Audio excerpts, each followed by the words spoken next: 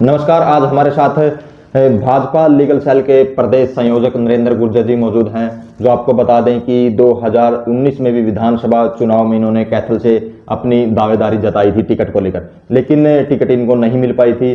तो अब फिर दोबारा से 2024 के लिए अपनी दावेदारी यहां से कैथल सीट से जता रहे हैं। तो इनसे बातचीत कर लेते हैं कि इनके राजनीतिक करियर को लेकर क्या कुछ इनका कहना है, कब इन्होंने शुरुआत की थी और क्या कुछ उपलब्धियां इनकी। तो ये बातचीत कर लेते हैं जी।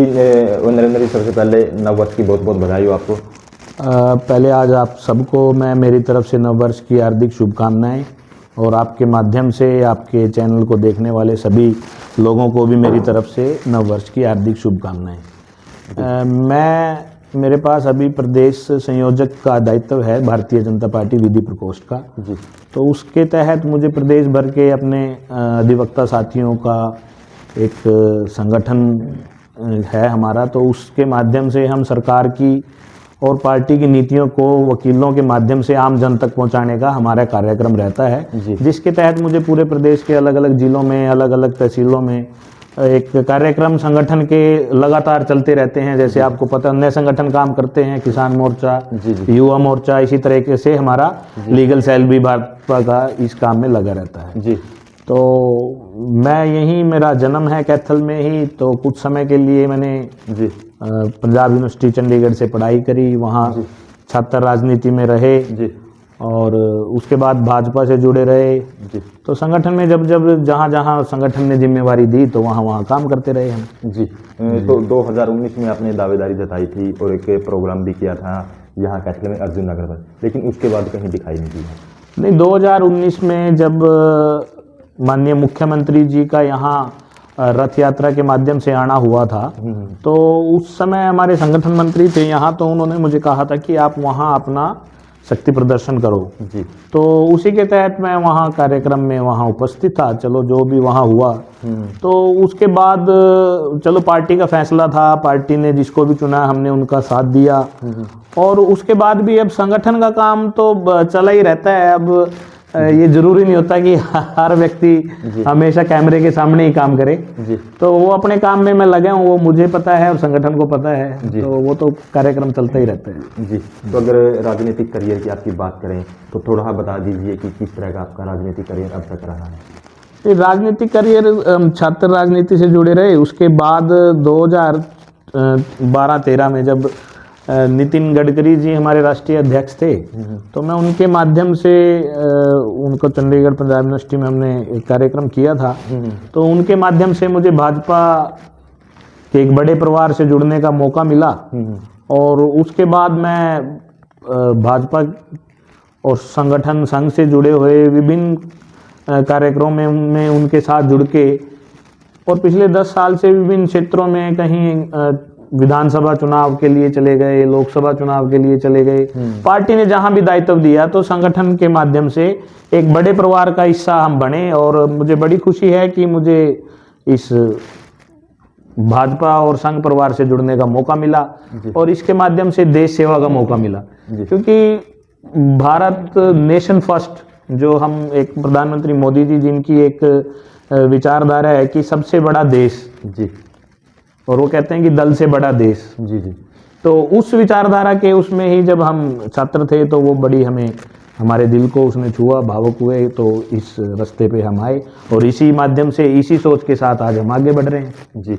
तो लगातार अगर बात करें नरेंद्र गुर्जर की, क्योंकि मतलब छुपे रुस्तम एक चेहरा है, क्योंकि आमतौर पर लोग मतलब ये जानना चाहते हैं कि नरेंद्र गुर्जर कौन है, तो किस तरह से आप लोगों के बीच जा रहे हैं, क्या कुछ आप चर्चाएं लोगों से करते हैं, किस तरह से मिलते हैं? नहीं, मैं लोगों से रूटीन में, मेरा जन्म यहाँ का है, मैंने अपनी 10th क्लास यहाँ ओम प्रभा जैन स्कूल से की है जी।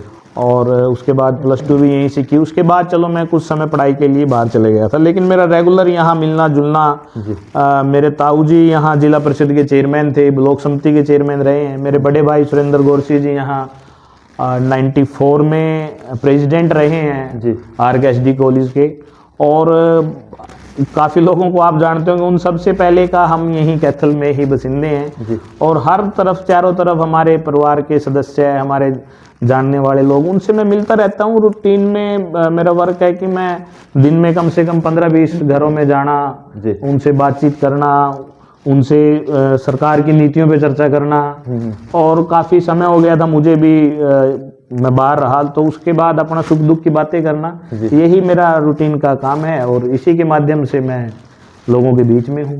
जी। तो नरेंद्र जी, अगर बात करें किस तरह से आपके मन में विचार आया कि मैं राजनीतिक अपनी पारी की शुरुआत करूं और लोगों का मतलब सेवा का एक किस्म से मौका होता है, उसकी शुरुआत? नहीं, मैंने जैसा आपको बताया, जब हम कुछ लोग होते हैं जो मतलब एक भगवान उनको स्टार्टिंग से ही मौका देता है। मैं बैठे हैं आज, तो बचपन की बात यह है कि हम 9th या 10th में होंगे ओम प्रभा जैन स्कूल में। मेरे साथी सारे ओम प्रभा जैन स्कूल के, हमें याद है, हम उसी समय हमने स्ट्राइक कर दी थी जी स्कूल में। तो आज आप ओम प्रभा जैन स्कूल में पढ़े किसी व्यक्ति को से बात करोगे तो सन 2001 के बीच की बात होगी। तो हमने स्कूल में स्ट्राइक की थी, हमारी एक टीचर थी, उनको हटा दिया था। तो उसके बाद हमने 2-3 दिन हमने स्कूल को बंद रखा। तो उसके बाद हम जीत भी गए थे उस केस में। तो स्टार्टिंग से जब भी कहीं गलत हुआ है तो उसका एक विरोध करने की, उसके खिलाफ बोलने की, और उस मामले को एक अच्छे अंत तक पहुंचाने के लिए संघर्ष करने की क्षमता भगवान ने मुझे दी। और इसमें सब मेरे दोस्तों ने, जो चाहे वो कैथल से मेरे रहे स्कूल टाइम में, चाहे वो कॉलेज में मेरे साथ रहे, चाहे वो पंजाब यूनिवर्सिटी में रहे, या सब ने मेरा साथ दिया। सब हमने मिलके हमेशा पॉजिटिव काम करने की ही कोशिश की है। जी। तो नरेंद्र जी, अगर मैं बात करूं भाजपा जैसे 2024 में विधानसभा और लोकसभा चुनाव आने वाले हैं, तो विधानसभा को लेकर बात करूं, काफ़ी लंबी लिस्ट है कैंडिडेट की, तो किस आधार पर आप टिकट मांग रहे हो? मतलब देखिए, ये तो पार्टी का एक अंदरूनी सिस्टम है जिसके तहत वो कैंडिडेट चुनती है।